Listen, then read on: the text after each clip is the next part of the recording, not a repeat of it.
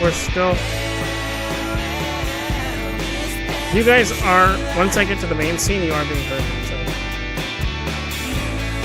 let's share this out real quick, and then we'll get going. It says starting soon. So.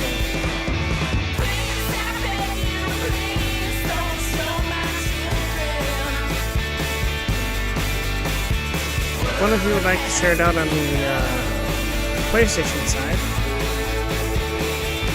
would be great.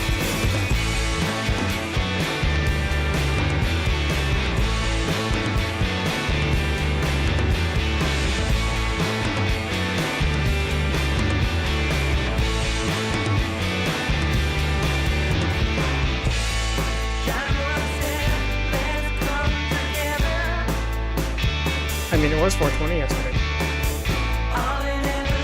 It sounds like I'm talking to Casper right now. By the way, you're gonna laugh. I don't have myself muted.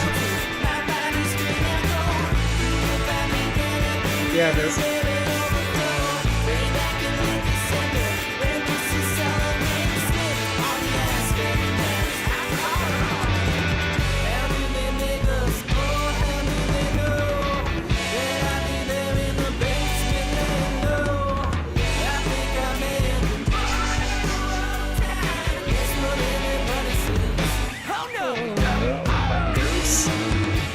My ears! No, just kidding. I mean, you guys were hearing this shit. I'm hearing all the time. Share shit out.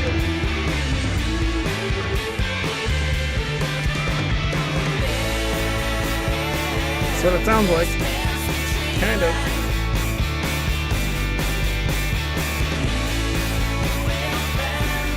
Yes, there's odds.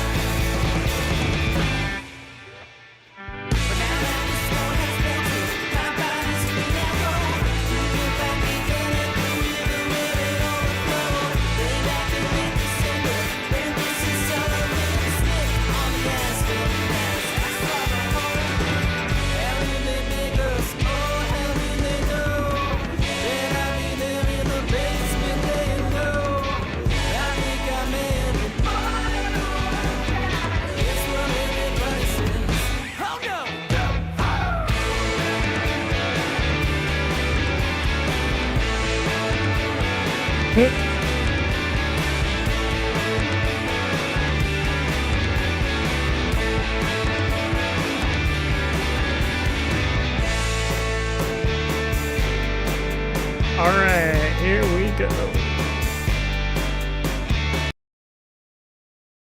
Hello everybody, welcome to the Let's Talk CAW Shop podcast with Triple B, Odds Cornet, and Young Samurai. Or Kyle Young, or Brandon Wilson, whatever you want to call him. Hello. So, in this case, we're not in characters, so he's just Kyle. Is this Kyle? Alright.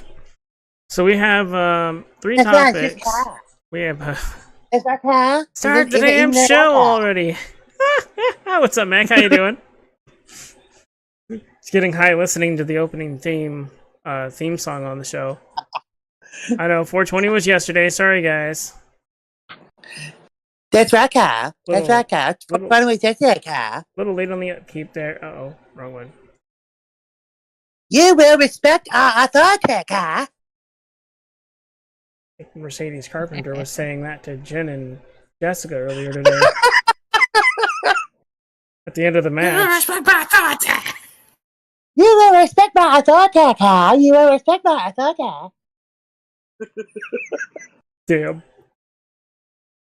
Oh my gosh. Let me... What a great way to start the show. Right. Start the damn show already. It took you so long. We had to share it out to so many places. So anyway, we have three topics for today's show. First off, does 2K get too much hate from WWE gaming fans? Not enough, or just enough? Second is, should you book shows in universe or outside of universe, and then the pros and the cons. And then third, what makes a good faction, and what goes through our heads when making them. After 2K20, 2K needs more hate. I know that screen. I know that damn screen. That's SVR06's DM mode. Yes, it is. I figured it would fit best for booking shows and whatnot. You know, when we're talking about booking shows. That looks. Oh, that brings back so many memories. Oh my gosh. All right. So, odds. Question. So apparently, I'm going first. Yep. Question of the day for you: Does 2K get too much hate from the WWE gaming fans? Not enough, or just enough? Let me start this off. For those of us that have been around for a long period of time, how often have we heard this? It's just the same game. Why keep buying it? It's just the same game. And I keep hearing that a lot. And other comments like that. How long have we heard that? I can answer that. For as long as the SmackDown series has been around. I mean, 15. We used to back in the THQ days, some of the people that bought it would say it, but mostly it would be people that hated the series would say it. But even then, let's face it, and I'll throw myself into this. We all took shots at THQ. I can post a video that was made with story designer by Monk, uploaded by King DW, that pretty much shows what all of our opinions were at the time with THQ. It's live to the world to see. Yeah. We did it. We took shots at THQ constantly. But we never knew and never understood that they were the little engine that we were taking shots at something that barely could serve, that barely clung to life. And was breaking us great game after great game. Yeah. And now it became an epiphany of mine early this week when seeing that everybody else that history is repeating itself. Everybody else is doing the same thing that 2K. Is some of it deserving? Yes. Is some of it not deserving? Yes. Because so many people are too busy bitching and whining and moaning and complaining that when 2K is done, and when 2K is out of here, and when 2K is gone, those same people that said, this game is too much like this game. This game is too much like this game. This game has too many bugs. Are going to be the same ones looking back and saying, man, 2K18 was really good, wasn't it? 2K19 was really good, wasn't it? Man, 2K23 was decent, wasn't it? 2K24 was one of the best games we ever had, wasn't it? Yeah. Those are going to be the same people doing that because that's what we did when 2K went under. When THQ went under. When THQ went under, the same thing, that's the same thing. We look back at older games, the same people that sat there and said SVR 2010 was no different than SVR 2011. We're looking at both games now saying, wow, what great games we had. We were honored to have those games. I actually really enjoyed both, but anyway. I avoided the forums of people ranting. The only forums Yeah, that we I all would did. the only forums I would go in were the ones where everyone was telling people what they were doing for their universes, and then I would go Yeah. in and I would play my own and see We all how it would play out. we all had our complaints about both games. But my point is, every single time another game would happen, we would go back and look and say, man, that wasn't that bad. It happens every single time, and it still happens now. So my question is, does 2K get too much hate? Does 2K get the same amount of hate or get more hate than 2K did, than THQ did? Especially when the alternative could be worse. We could have EA. Which is exactly what Scorpion just touched on too. We can end up having Yeah. EA. To answer your question, from my opinion, I think they do get too much hate. I've actually started trying to look at the good things from each game rather than the bad things. Which after living through 20 was hard, but at the same time, I can now go back and I can find the good things about 20 versus the bad. For instance, 20 had, and somebody tell me if I'm wrong here, 20 had some of the coolest DLC in the entire series.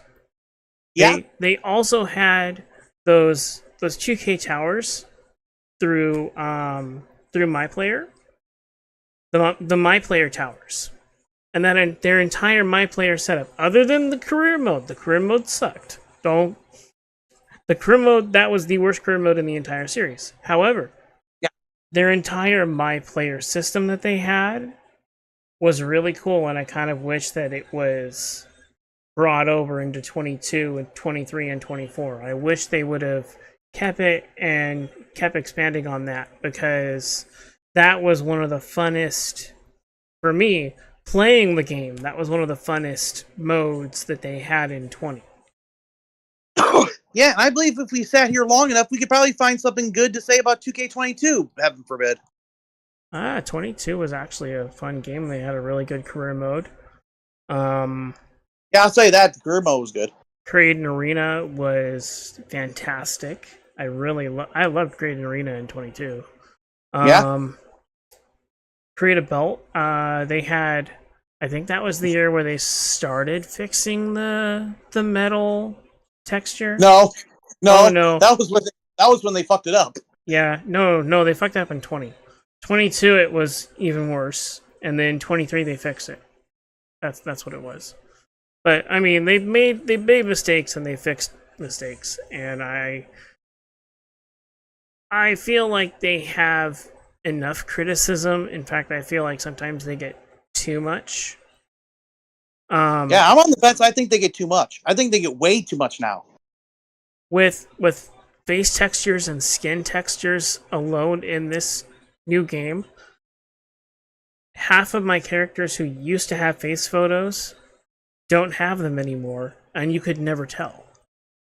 Yeah. Delvin has no face photo.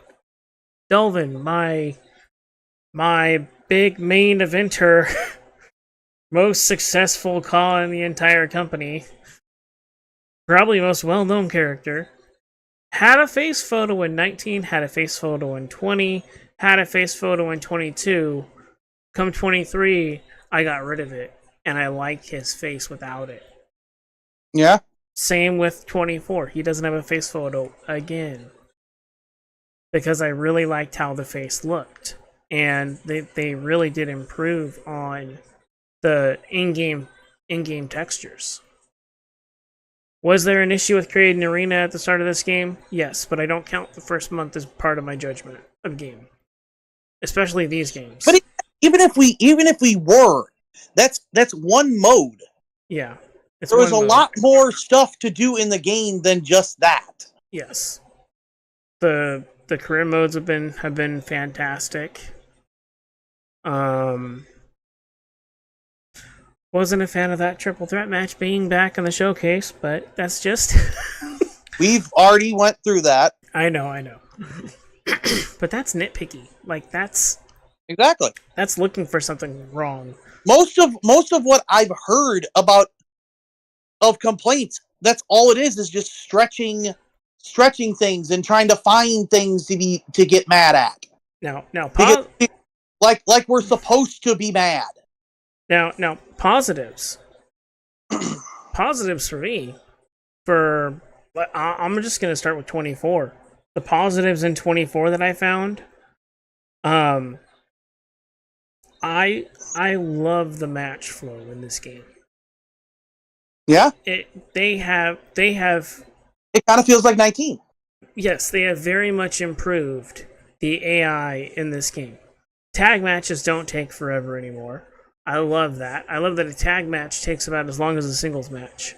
Even when you change the sliders. And I have tested this. I changed my sliders to log match sliders, and the tag matches were going as long as the singles matches. I was like, yes, they finally fixed that. A normal tag match takes about as long as whatever your normal singles match is. So that made me very happy when I realized that. I was like, okay, good. I'm not going to have 45-minute classics every single time I have a tag match.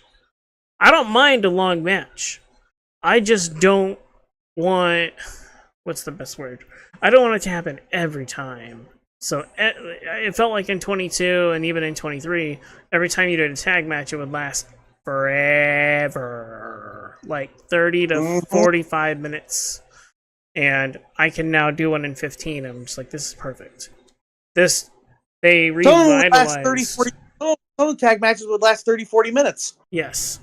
And they just revitalized my tag division and made me want to actually do normal tag matches again. So, yeah. Kudos to you, 2K. Samurai, any thoughts on this one? Honestly, my only comment I want to say that you guys haven't already touched on. For anybody who wants to bitch about 2K and what they're doing or how they do things, I just want to ask, do you guys want to learn how to fucking code? Try to do this yourself? Exactly. You're not the one that's sitting there for hours trying to figure this out, and then you have people who don't know any better telling you how to do your job. So, I'm on that side of they get a little too much hate. And because not everyone knows how to code a fucking video game.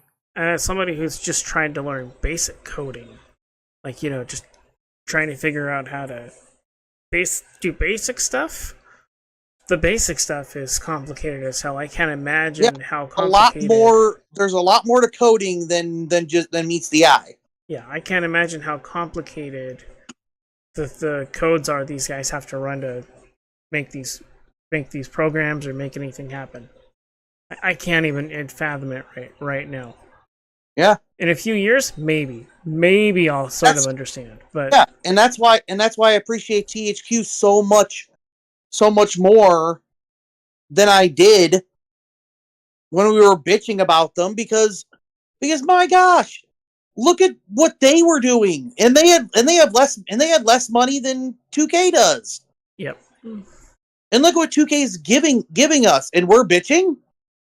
we don't have any of the creation suite options that THQ either wanted to give us or gave us. Yeah? That's called telling 2K to give it to us. Or try to figure out a way to revitalize it. Well, and the other... I bet they would be happy to try to bring it back. I'd be happy if people weren't yelling at them about how their job's supposed to be done. Yeah. Which they're doing a good job. They're actually doing a good job. Whether they gave us free moves or not. Yep. Free moves. They've been giving free characters, I think, too. Yeah. So yes, some of it does screw up creation or it does screw up uploading, but you know what? Every game had its issues. Yeah, but that's coding things. That's simple to fix. Well, it's not simple, but Well, simple for people like them that know what they're doing. Yeah. Everybody else, But it's all Greek to us. Yep. Yeah, it's all Greek to us. That's why when we tell them, hey, this is what's going on, guaranteed within an hour they probably figured out what it was and they fixed it. They fixed it and they're waiting for the next patch, pretty much, to patch Yeah, it and they're waiting for the next patch. Well, a bunch of people are fucking bitching that they haven't fixed it yet. Yeah, you need to fix it now. Rome wasn't built in a day. You need to fix it this hour, right now, or I want my money back. Well, you know what? Yeah, everybody learn the code. Everybody in this world has turned into Veruca Salt. I wanted it now. All right. Like, good lord. Yeah. Okay, if you don't like it, don't fucking buy it then. There are some people out there that fucking bitch about it, and they bitch about it so much that people buy the game for them. That's called you bitch too much. Long story short, yeah, they do get too much hate for this. So to sum it up, they get too much hate for it, and we need to be more understanding as an audience. Yeah, and appreciate what we get. Yes. Appreciate the games for what they are. Not for what they used to be or what they could be. Well, actually, you can also appreciate it for what it could be, because you can see that they're trying to set up for things in the future. So yeah. All right. And story design is coming back. They've said it. They've said they're preparing for it. That would be awesome. Whatever they're working on, it's going to return eventually. Okay. That's one that's guaranteed eventually because fans want it enough. So it's going to return. I'm looking forward to see what they do with it. What? And again, even when it returns, people that never touched it before are going to be fucking bitching about it. When people like us that know what it was, played it, are going to be like, "Oh, thank you for bringing it back. Thank you. This makes our job so much easier."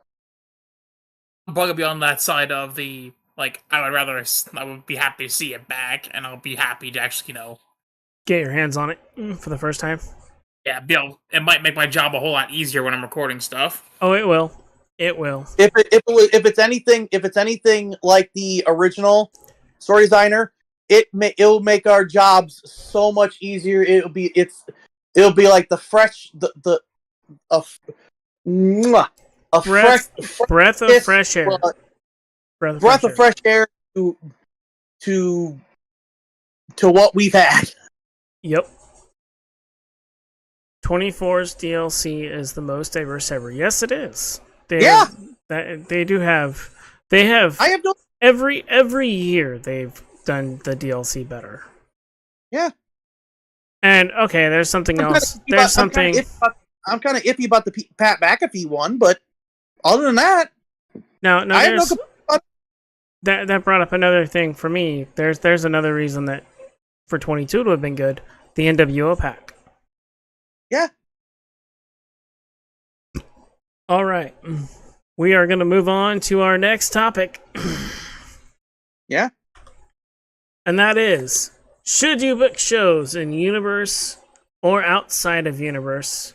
The pros and the cons. So I'm running into a bit of an issue right now in 24. And I know that we're trying to find the positives, but I'm going to go ahead and touch on this real quick. I've run into a little bit of an issue in 24. And that is that any changes I make outside of universe don't save in universe. So whenever I bring a new character on, I put them through an onboarding process where I make a few changes and then I save. And the problem that I'm having is one of those changes is changing their Tron to either an Octane Tron, or if I have a faction I'm putting the character in, it's giving them that faction's Tron to add to it. The problem is when I go into universe, and when I go into universe and I go to watch a match with that character, the Tron doesn't carry over.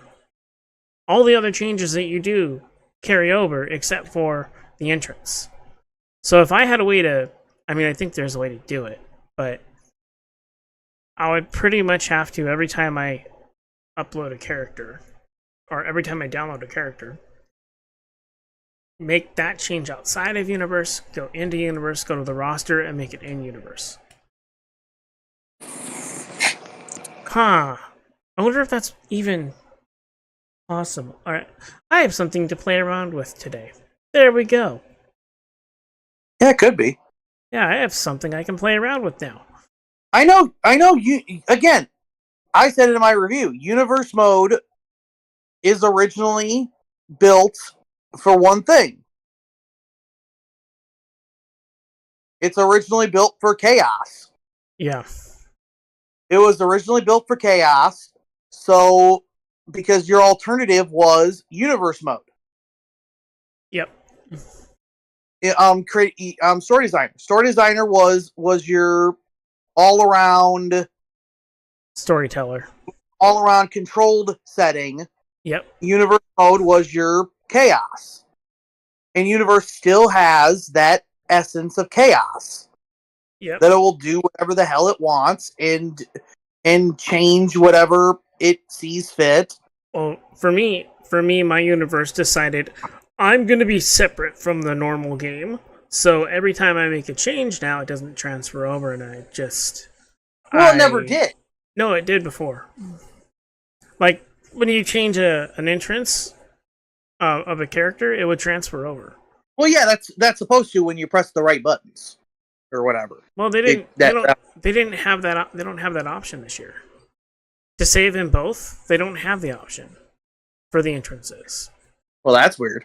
Yeah, and they didn't have it in 23 either. So that's something they took out after 22. But I don't know why. I don't know why either. But so for me, I'm gonna go over my pros and my cons right now for both. When you book shows in the universe, you can actually book the matches that you want. You can set the feuds that you want. And I was using it to do... I was going to use it to do edited shows so I could get the cutscenes during the universe segments, and then just cut out the parts that show the box that shows what's going to happen, cut out the loading screen parts and make it look like an actual show, and put like a few extra things in there too. And that's how I was going to run my shows this year. I already did it last week with one of the Octane Lives, and it worked, but Universe has now decided to fail me and not save things the way that I want them saved. And it would have taken more work to go in and reset it up. So I'm doing it out of Universe right now.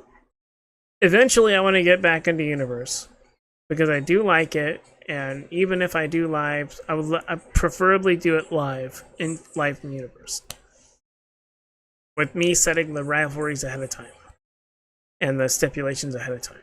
But we'll see. Yeah. We'll see if I can do that in the future or not. I think once I get most of my roster, I'll be able to do it. And if that workaround that I was planning on testing today works, then I'll be able to do it.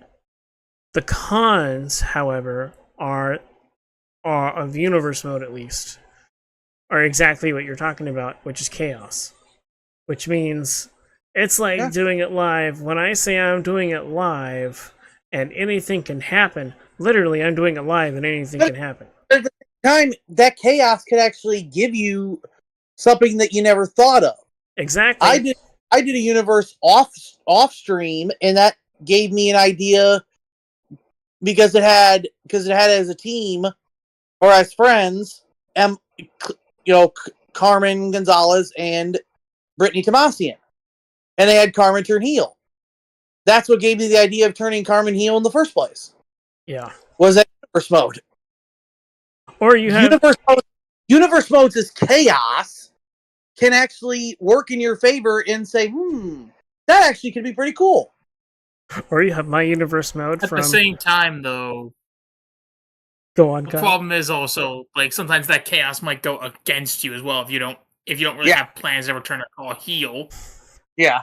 As Beto knows all too well. We call my 2K23 universe mode the Heelverse for a very good reason. Because for some reason, it just don't want to turn my CAWs, which are all baby faces, heel. I was gonna say it turned all of Samurai's CAWs heel. Everybody was a heel. Ooh, hair cross. Everybody was a heel. Ooh, hair cross. Squirrel. Hold on. I saw it too. There's the hair crossing. We gotta catch it real quick. Hold on. Squirrel. Yeah, squirrel, Pokemon. No, that'd have been the Pachirisu from earlier. Yes. So for me, booking in universe, yes, you do get that craziness like you were talking about. You also get that when you're doing a live show as well. So our outside of universe live show. The only difference is the con for doing it outside of universe is that you don't get the cutscenes. So if you're adding in your rivalries, you don't get the cutscenes. You don't get the organization that you get from universe, where you're setting up your rosters and you're setting up your divisions and your titles. You don't get any of the organization functionality from not using universe. And then also, when stuff does go awry, you still get some random shit. So yesterday, I'll use yesterday as an example. Did a match between Jen Corso and Starlet for my main event on yesterday's episode of The Morning Wood. And Lady Incorporated, the heel group, who are supposed to all be, working together, helping each other out, but right when they have the opportunity to help Jen, they turn on her and attack her, and I'm just like, are you fucking kidding me right now? Like, I know that she was in the way of Starlet, so they were trying to grab Starlet, but they ended up attacking Jen instead. And I'm sitting here watching this going, is this really happening right now? Like, they're imploding. And then there were a few times where Jessica grabbed Mercedes and threw her in the ring when she wasn't supposed to be in the damn ring. I'm sitting here going, what the fuck is happening right now? Like, I thought it was funny. It was funny, but I'm sitting there going, oh my god, they're gonna, ruin this heel group that I'm trying to create during a live show.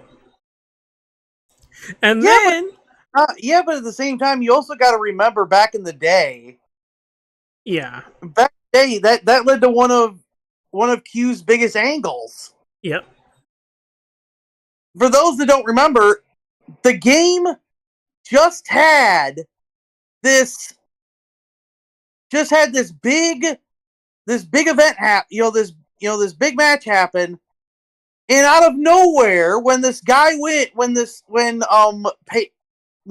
Prodigy wins, what if the freaking casting Anonymous just grab him and throw him out of camera view? Damn. And it led to the kidnapping angle and led to one of Q's biggest angles ever. Yeah. So the chaos can sometimes some random shit like that can actually sometimes work in your favor.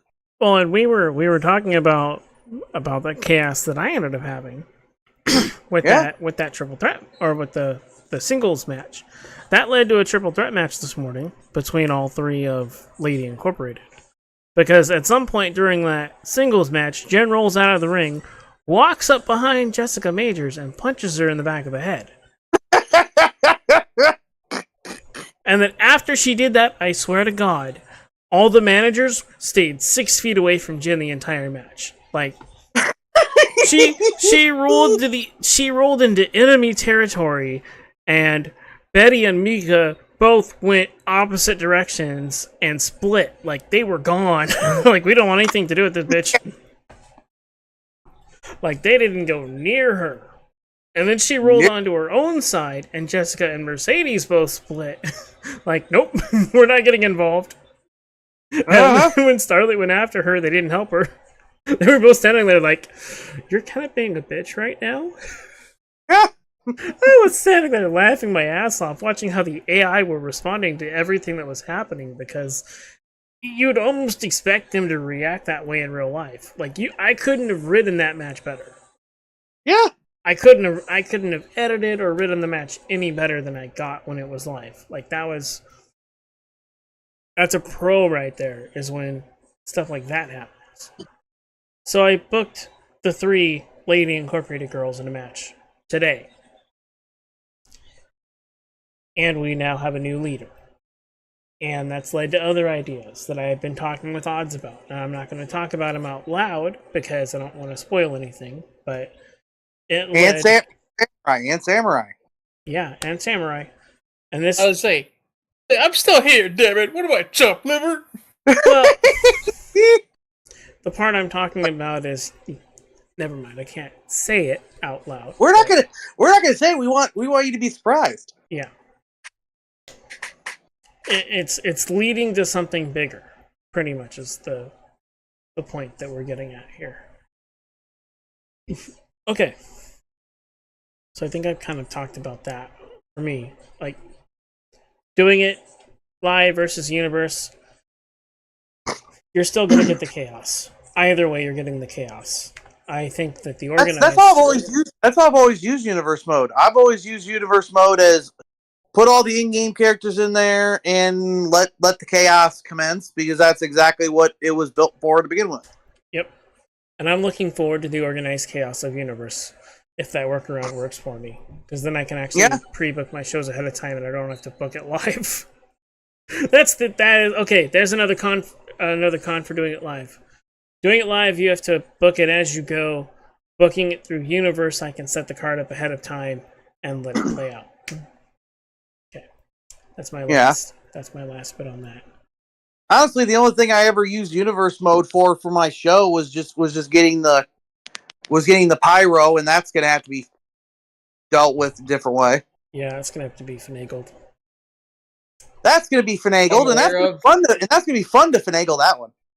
That's gonna be fun. And this year, I'm actually going to try and have a new intro video up earlier rather than later. I know last year my intro video came up, like, I want to say 6 or 7 months into the game. I was still using 22s for most of it.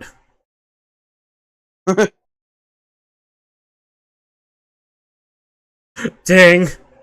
I'm having a new intro video for Adrenaline being made right now. Okay. I'm just basically gonna wait for them to actually get it done. I'm not gonna be like rushing them at all, because at this point I'm just like, eh. Yeah. When it gets done, it gets done. Yeah. All right. Which I heard a lot of people love Samoa Joe as Sweet Tooth. You know,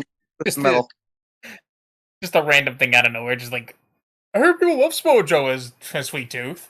He was responding to what Scorpion said. Yeah. Now it leads us to our last. I was going to say I didn't actually give my own opinion on the whole thing. Oh yeah, Kyle, what's your opinion on this? Sorry. What am I doing? What is your opinion? You skipped over me while everyone else was talking. Well, that's when you gotta speak up, man. I didn't even give Odds the option to talk, and he's like, ah! What I was going to say was that as far as I'm concerned, I'd prefer to just pre-record outside of Universe mode, most because the fact that it gives me more control over what I can do. I really don't care about fucking trying to work with 2K's like bullshit in Universe mode. Okay. Yeah, this is coming from a guy who did do live shows in Universe mode. Yeah. Mm-hmm. This year I'm going to be embracing the organized chaos of Universe. We'll see how long that lasts. Yeah, sometimes you got to, man. Also, side note, I'm basically running some test matches in the background. For running Carbon versus Laura at the moment, and Carbon went for like something off the top rope, and she completely whiffed it. All right. Like I think it was like a John Morrison, like the Aztec press river was. Oh, the Starship Pain. Something like that. It was like whatever it was that you had her set for. Arvin goes for it, but she completely whiffs Laura. All right, and now we go to our last and final topic. Mr. Samurai, what makes a good faction and what goes through our heads when making them? You take it away. Okay, so in my personal opinion, like what makes a good faction is like you have to make sure they have a clear objective and a clear goal in mind, pretty much of what you want them to do. You can't just like throw some people together and then just have them like wander aimlessly, pretty much trying to find something to do. Yeah. Okay. Keep going. Like I'm pretty sure I could probably like name a faction at the moment. I'm gonna use like real life wrestling for an example. Like for example, the Shield brought in basically like what was their goal? Oh yeah, they were just the authorities, kind of like enforcers. And then at some point they realized, wait a minute, we're not actually employing justice. We're just employing justice for what we're told is justice. So while we actually break free and do what we feel is right, not what we're told is right. Right. And then, at some point the shield breaks. You have Seth join the authority. Dean goes after him. Roman's just Roman. But pretty much, like, I'm pretty sure, like, as I did see the screen, you have, like, for example, like... And two of them become the biggest stars in the history of wrestling. Yep. Yeah. we don't speak on the third one. Freaking hell. What I was gonna say was, as far as like the ones like I can see on the screen, like which was like New Game Plus, I think it was originally just set to be a tag team, but then I think you gave me the idea of like adding the third member, Alex. Yep, I had all three of them because you were trying to give me Alex. So you were trying to give me Alex, Akira, and Kyle, I think, that year. And I think so. I happened to see those two. And I was like, what can I do to convince him to let me take those two? Because I had an idea popped in my head. That's literally what happened. I looked at him and I went, they've got promise. You were trying to give me your straight edge girls. Yeah, which I think you didn't go for because I think downloaded in fairness, them. though, looking back on it, I think they probably have done better elsewhere anyways. I downloaded them and then they never clicked. Like I tried, but I couldn't get behind them as characters. I don't know why. It just never, something never clicked. And I saw those two, Hannah and Olivia, and I was like, all right, I'll take them, but I want this New Game Plus team. You're like, okay. Why? I go, I have an idea for them. Can I take them and can I make logos for them and that kind of stuff? And like, I was like, sure, go ahead. Sure, go for it. I don't have anything planned for them. So I take them. And then I think you then, like, at one point they became champs and you had them planned for like a big 6-woman tag match at, I believe it was High Octane at one point. That would have been before High Octane. So it was probably Redemption. I think that's what it was. Something like that. You basically came to me and pitched the idea, like, why not have Alex join them? Like, didn't think about that. But then it's like, as I think about it, yeah, it made sense as to what they were doing, because, well, two of them I think I told you the story, which was like, if I remember correctly, it was like Hana and Olivia were basically just, like, Akira's, like, students carrying on a legacy. So having basically the daughter of Akira joining in with them made sense on paper. Right. And in practice. Mm-hmm. What about you guys? Let's go to Beetle first and let Odds have his big spiel at the end. Because gee, I wouldn't know anything about factions. Folks, get ready. The show's about to be extended by another half hour. Smart ass. In fairness, though, you couldn't do. All Here, right. take a thunderbolt. What? I can't hear it. So. Oh man, I turned the volume down so it's not that loud. Not as loud for the podcast. All right. So, faction wise, what makes a good faction? For me, what makes a good faction is you have to have 3 people who have, or 3 or more people who have a same or a similar goal in mind. I'll use Lady Incorporated as a good example. So they're supposed to be my top heel group, right? They're supposed to be the top heel group in Octane for the women. Jingle, jingle, motherfucker! I kill dragons. God damn. They're supposed to be. Sorry, squirrel. Oh shit! I see what you're talking about now.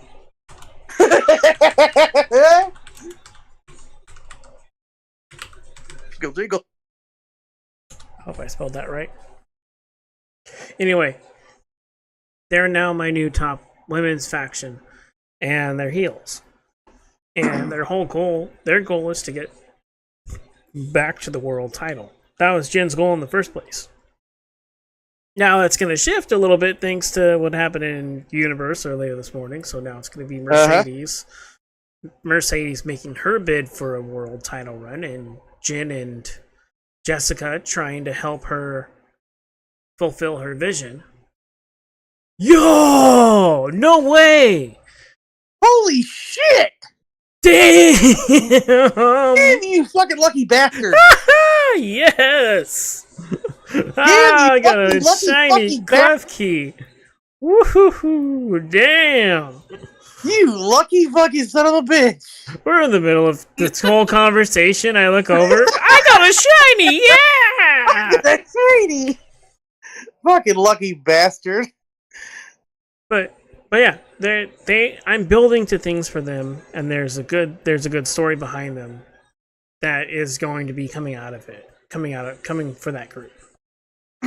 There's also the factions that you have that are staples, and one that I've kind of turned into a staple is Latina Heat. Started out as a tag team between Maria and Ramel. 2K23 turned them heel, let's be honest. 23 to turn them heel. 23 turned everybody heel. They're like, heel. Your heels. Your heels. Your heels. Your heels. Your heels. Your By the way, heels. Lady Incorporated and 23 were faces. They are by design now heels. Latina Heat were baby faces, and they turned them heel. Like, literally within the first week of the game, they're like, yeah, you're heel. What? Heel. Oh yeah, you're a heel. Yeah. So, Carmen was brought in last year, and it turned the group into a trio. And I had played around with the trio with Shelly back in 2K20, but I never brought Shelly back to 22. So when I went to 23, I added Carmen as a third, because I was like, I never planned on bringing Shelly back. And I randomly, accidentally uploaded her face this year and went, I'll bring her back, why not? Not even kidding, that's what happened. I was not planning on bringing Shelly Torres back. It was going to be Maria, Ramel, and Carmen. And there's a fourth, when Chica's created. Well, now a fifth, but they're supposed to be a face faction. I don't know how I'm going to turn them face, but I'm going to try and do it. But I don't know. What makes a good faction? People who have the same goal in mind. Whether it's to win titles, whether it's to take over the company. I have one of those on the way. Whether it's to stand up for what's right. the legendary birds could probably fall into that kind of category, like standing up for what's right You know what I find funny though? or what's wrong. What's that? You know what I find funny actually? I'm like looking at this. Why? Oh, I say, why did you put only female factions and most of them are just our cause? Because it was in my game.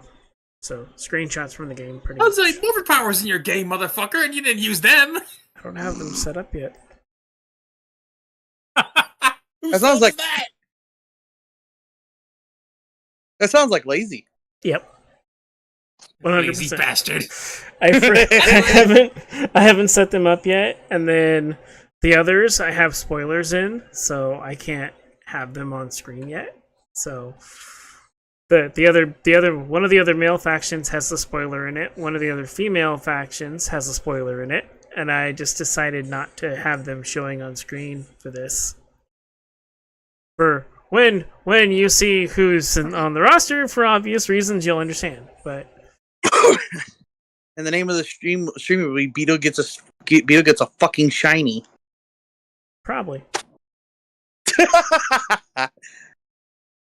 Anyways, All right, so Anywho, that moves us on to I wouldn't.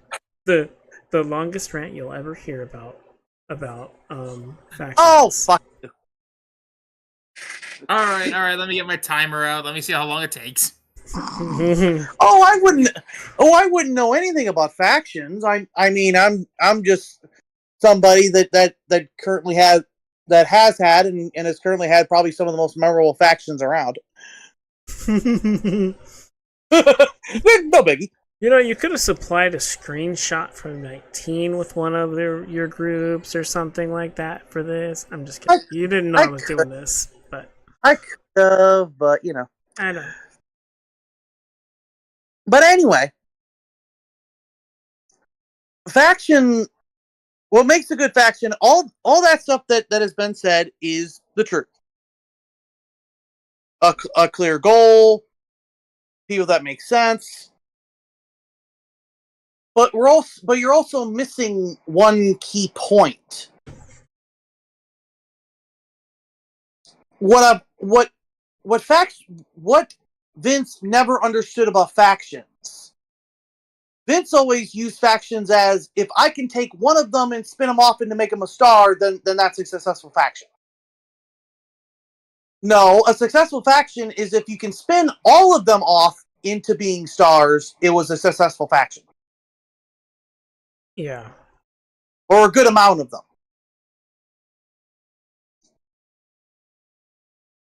What makes a good faction is people that needed that.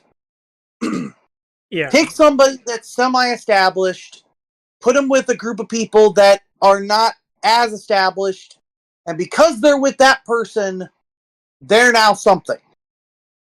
Yeah. They're now a force to be reckoned with. And whatever their goal is,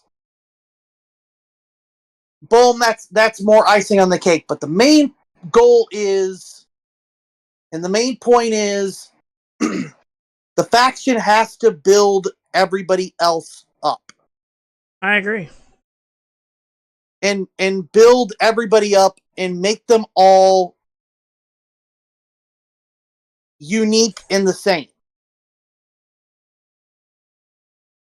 Question: if Carmen was never in the NGC, would people know who Carmen is? They might, but not in the way that they do now. If Indu Haradas was never in the NGC, would something like her betrayal have meant something? No. Exactly. Everybody within that group, you knew why they were there, and they've all been pushed into bigger positions on the card for that. Yep. Same thing with the Mafia. The Mafia. Look at some of the people that have gotten elevation because of that. Yep. I agree. Jesse James getting elevation because he's associated with with that group. Factions have to give somebody a push, give somebody that well-needed kick in the ass that they needed to get them higher up on the mountain. Yep. I think I touched on this earlier with the Roman Reigns, like, or basically with the whole Shield, I should say. They all have to basically spin into something. Yeah, and looking at it, look at the Shield. 2 of them are people from the Indies. 1 of them from garbage backyard wrestling.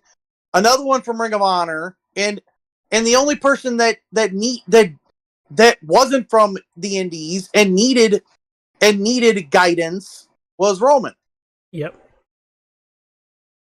Guess who guided him? The 2 people that had a little bit more experience than he did. Yep. And look at where that is led everything. Yeah, exactly. In a long-running angle that paid off at WrestleMania 40, and that paid off in a way that led into a finishing of another story. Yep. Interconnecting stories that you never would have said all those years ago when the Shield first split would have actually happened. Oh, that chair to the back, that was such good storytelling. It really was. It closed a loop. It closed a 10-year loop, or however long it's been since Seth turned. I think it's actually almost been 10 years. It's been a long time. But it closed the loop on that story, and that was really good storytelling on their part. Factions are just like stables.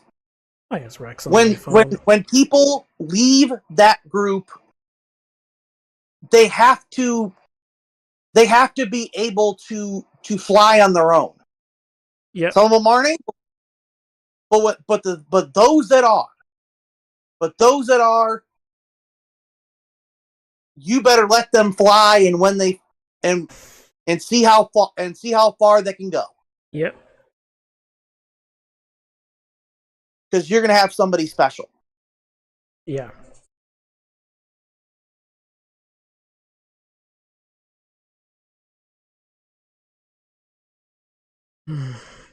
Okay.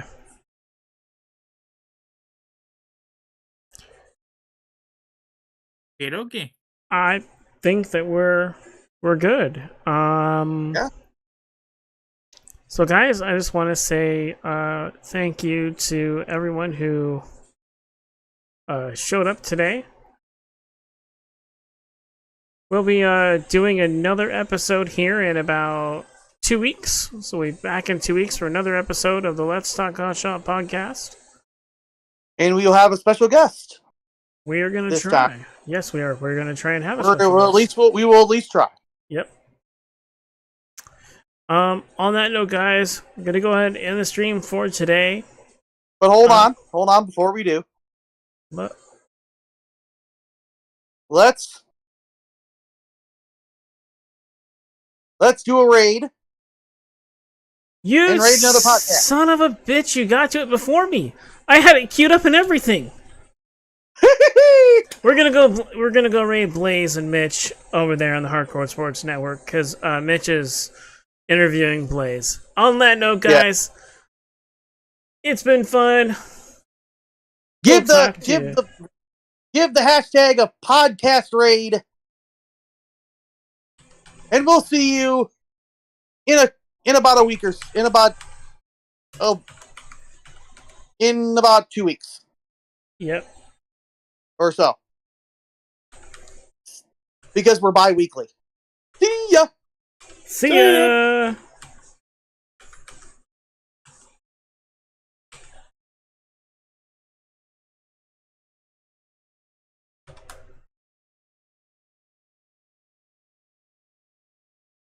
I was